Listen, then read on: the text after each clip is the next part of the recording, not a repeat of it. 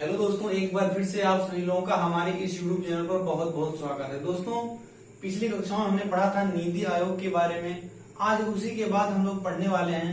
जैसे कि देख रहे होंगे, हमने बोर्ड पर लिखा है वित्त आयोग। और आज बच्चों हम लोग उसी वित्त आयोग के बारे में जानेंगे और समझेंगे कि इस वित्त आयोग से हमारे एग्जाम में किस प्रकार से क्वेश्चन उठकर आते हैं और किस प्रकार से उसके आंसर को हमें देना चाहिए और कौन सा सही सटीक तरीका है हमें अपने इस प्रश्न और उत्तर को करने का। तो आज हम लोग उसी वित्त आयोग को जानेंगे और समझेंगे। पिछली कक्षाओं में हमने नीति आयोग के बारे में समझा था। नीति आयोग एक असंवैधानिक निकाय है जिसका हमारे संविधान में कहीं भी कोई उल्लेख नहीं है। लेकिन वहीं पर ये जो वित्त आयोग है बच्चों, अगर हम लोग वित्त आयोग की बात करें तो वित्त आयोग एक संवैधानिक निकाय है। अब बात आती है संवैधानिक निकाय की बच्चों। तो अगर वित्त आयोग एक संवैधानिक निकाय है अगर वित्त आयोग एक संवैधानिक निकाय है तो ऑब्वियस सी बात है कि इस वित्त आयोग का हमारे भारतीय संविधान में कहीं ना कहीं वर्णन अवश्य हुआ होगा बच्चों। तो हम लोग बात करते हैं इस वित्त आयोग की। तो ये जो वित्त आयोग है यह सबसे पहली बात तो एक संवैधानिक निकाय है बच्चों। ये वित्त आयोग जो है यह एक संवैधानिक निकाय है।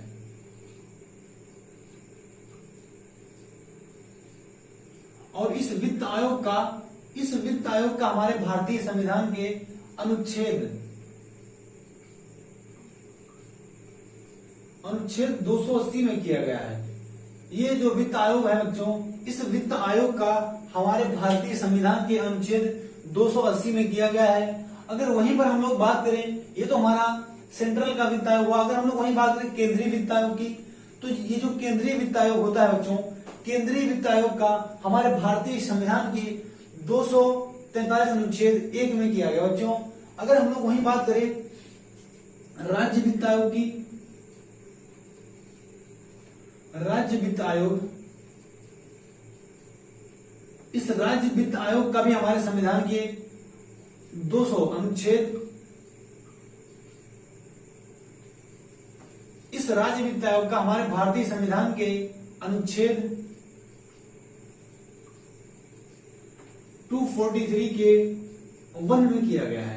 अगर आपसे क्वेश्चन आ जाए इस प्रकार से कि राज्य वित्त आयोग का हमारे भारतीय संविधान के किस अनुच्छेद में वर्णन किया गया है, तो अनुच्छेद 243(1) में हमारे राज्य वित्त आयोग का जो है वर्णन किया गया है। बात आती है अगर ये पूछ दे कि वित्त आयोग का हमारे भारतीय संविधान के किस अनुच्छेद में वर्णन किया गया है, तो 280 होगा। अगर हम बात करें इसके आगे, तो इसका फॉर्मेशन कैसे होता है, इसका गठन कौन करता है और इसके कार्य क्या होते हैं। दो मुख्य पॉइंट होते हैं हमारे। सबसे पहला होता है कि इस वित्त आयोग की गठन कैसे होता है या किस प्रकार से इसका गठन होता है, कौन इसका गठन करता है और इसके प्रमुख कार्य क्या क्या है। आइए हम लोग रूल समझते हैं। सबसे पहले अगर हम लोग बात करें इसकी संरचना की या इसकी गठन की, तो आप लोगों को पता होगा इस वित्त आयोग का गठन बच्चों, इस वित्त आयोग का गठन राष्ट्रपति के द्वारा की जाती है, ना कि प्रधानमंत्री के द्वारा। बच्चों, कुछ बच्चों को हमने देखा है कि वो तकाजे में प्रधानमंत्री जाकर चले जाते हैं, लेकिन वहीं पर क्वेश्चन जो है गलत हो जाता है। तो इस जो वित्त आयोग का गठन है बच्चों, वो कौन करता है, राष्ट्रपति करता है। इस वित्त आयोग का गठन राष्ट्रपति के द्वारा प्रत्येक 5 वर्ष के लिए जाता है। प्रत्येक 5 वर्षों के लिए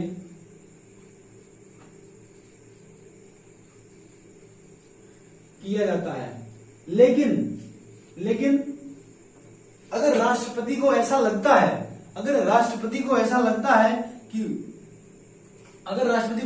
है कि हमें इस वित्त आयोग को भंग करके नए वित्त आयोग की स्थापना करने की आवश्यकता है, तो इस पर राष्ट्रपति इन 5 सालों के पहले ही राष्ट्रपति इन 5 सालों के अंदर पहले ही कोई वित्त आयोग का पुनः गठन कर सकता है।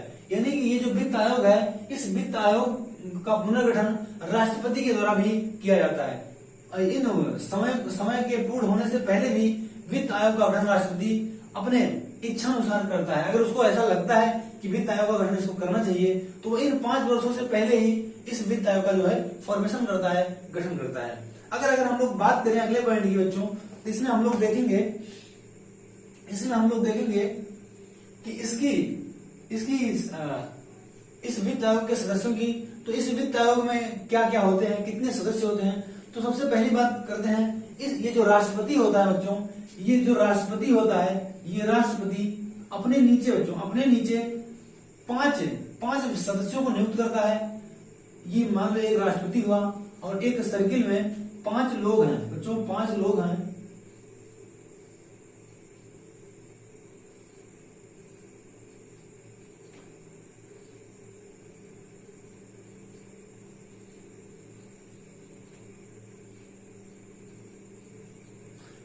राष्ट्रपति क्या करेगा, इन 5 लोगों को नियुक्त करेगा, जिसमें से ये जो एक होगा बच्चों, इसे राष्ट्रपति वित्त आयोग का अध्यक्ष नियुक्त करेगा। क्या करेगा, वित्त आयोग के ये अध्यक्ष होगा,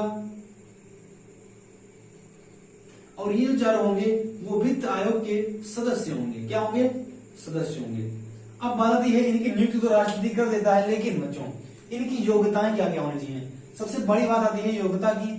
तो ये जो वित्त आयोग के सदस्य होते हैं, इनके सदस्यों की जो योग्यता होती है बच्चों, उच्च न्यायालय के न्यायाधीश के बराबर इनकी योग्यता होनी चाहिए। मतलब उच्च न्यायालय के न्यायाधीश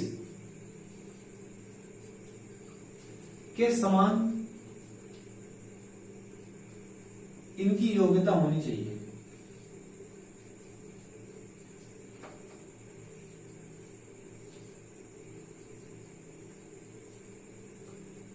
और दूसरी बात क्या होनी चाहिए इसमें, इन लोगों में, और दूसरी बात सबसे बड़ी बात यह होनी चाहिए कि इन जिन सदस्यों की नियुक्ति राष्ट्रपति कर रहा है, इन 5 की, वो सभी के सभी अर्थशास्त्र के विशेष ज्ञाता होने चाहिए। बच्चों क्या होना चाहिए, अर्थशास्त्र के, पहला। दूसरा क्या होगा, अर्थशास्त्र के विशेष ज्ञाता हो।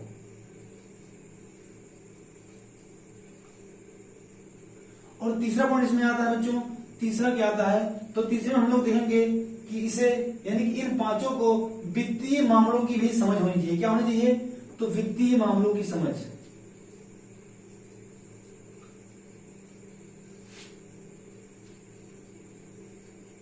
यानी कि वही व्यक्ति इस वित्त आयोग का सदस्य बनने के योग्य होगा, जो बच्चों वही व्यक्ति वित्त आयोग का सदस्य बनने के योग्य होगा जो उच्चतम न्यायालय के न्यायाधीश के समान योग्यता रखता हो, और उसे वित्तीय मामलों की समझ हो, और शास्त्र का एक विशेष ज्ञाता हो। उसे ही बच्चों, उसे ही इस वित्त आयोग के सदस्य की योग्य समझा जाएगा।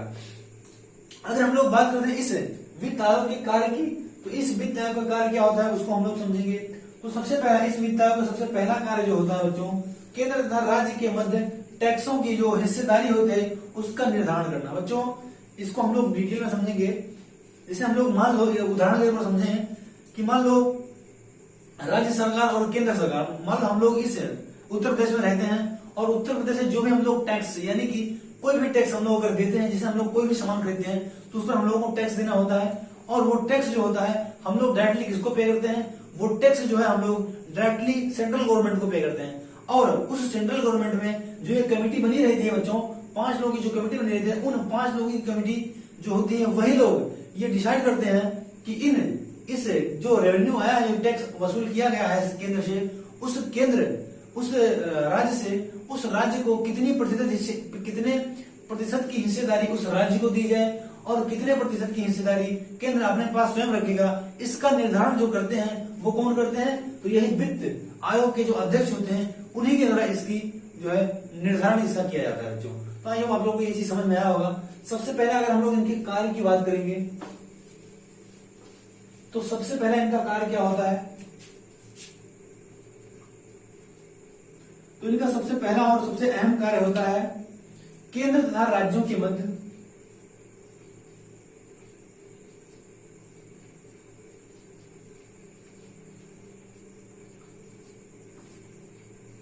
करों की हिस्सेदारी का निर्धारण करना।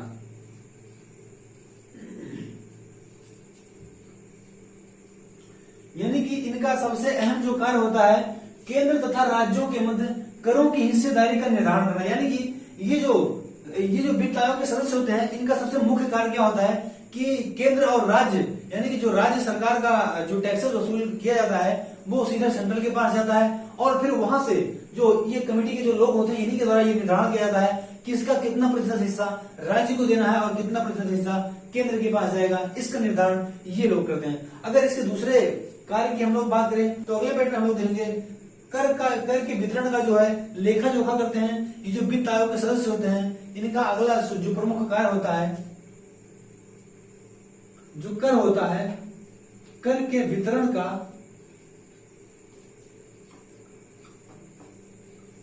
लेखा जोखा करते हैं।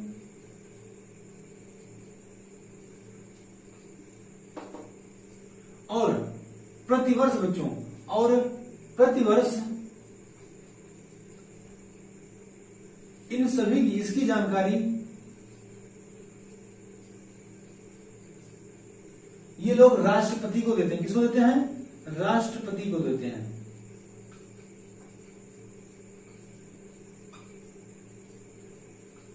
यानी कि कर के वितरण की जो लेखा जोखा होता है वो ये लोग प्रतिवर्ष करते हैं। और हर साल के अंत में बच्चों, हर साल के अंत में जब वित्तीय वर्ष प्रारंभ होता है उससे पहले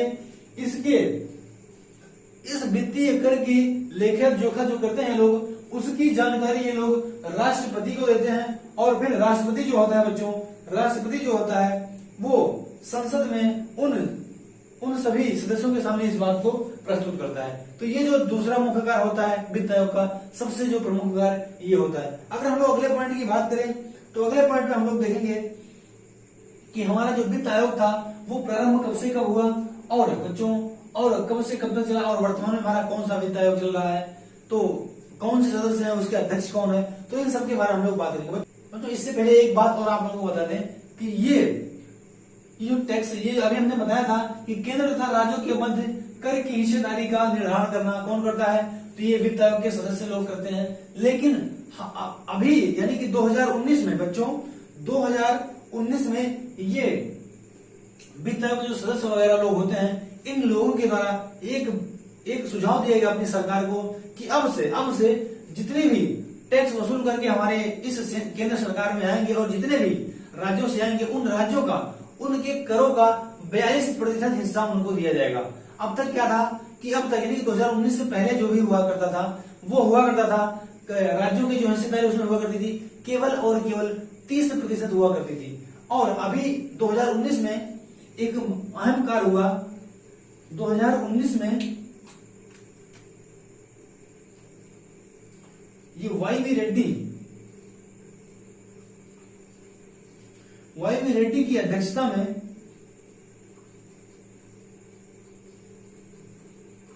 ये निर्णय लिया गया था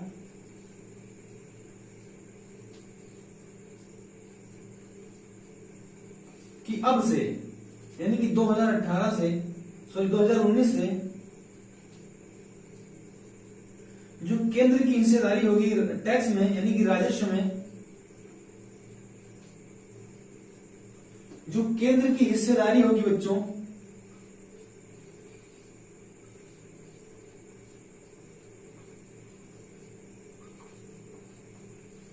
वो 42% होगी, 42%। और इससे यानी कि 2019 से पहले कितनी थी, तो 2019 से पहले केवल और केवल 30% राजस्व का हिस्सा केवल और केवल 30% ही केंद्र के पास जाता था। बाकी जो 70% होता था वो केंद्र अपने पास रख लेता था। लेकिन अब से 42% हिस्सा इस राज्य सरकार को टैक्सों का जाएगा और उसका जो बचा हुआ भाग होगा वो केंद्र सरकार अपने पास रखेगी। अब हम बात करते हैं कि पहला वित्त आयोग हमारा प्रारंभ कब हुआ। बच्चों आप लोगों को बता दें कि हमारे भारत का जो पहला वित्त आयोग था उसका प्रारंभ 1952 में पहला वित्त आयोग 1952 में प्रारंभ हुआ था। और बच्चों हम लोग बता दें इसके अध्यक्ष कौन थे, तो केसी नियोगी। बच्चों पहले वित्त आयोग के अध्यक्ष, अभी कभी कभी क्वेश्चन में आ जाता है कि पहले वित्त आयोग के अध्यक्ष कौन थे, तो केसी नियोगी थे। और इसका प्रारंभ कब से कब हुआ था, तो बच्चों प्रथम वित्त आयोग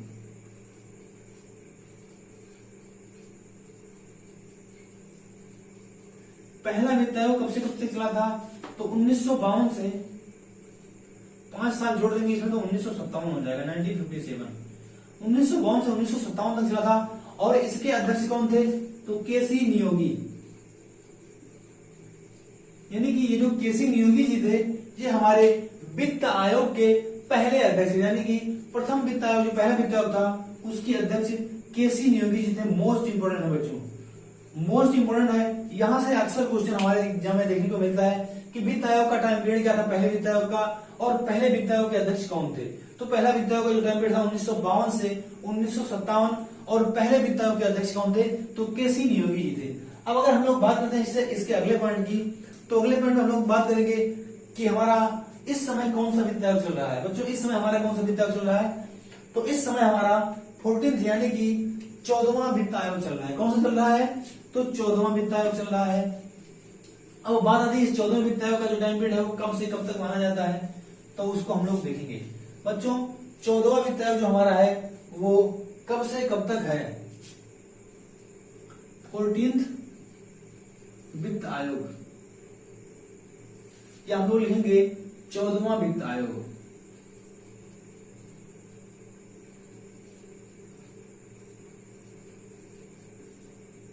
जो वर्तमान में हमारा चल रहा है बच्चों वो 14वां वित्त आयोग है, और वो कब से कब तक है? तो 2015 से 2020 तक ये हमारा जो चल रहा है वर्तमान में, ये हमारा कौन सा चल रहा है?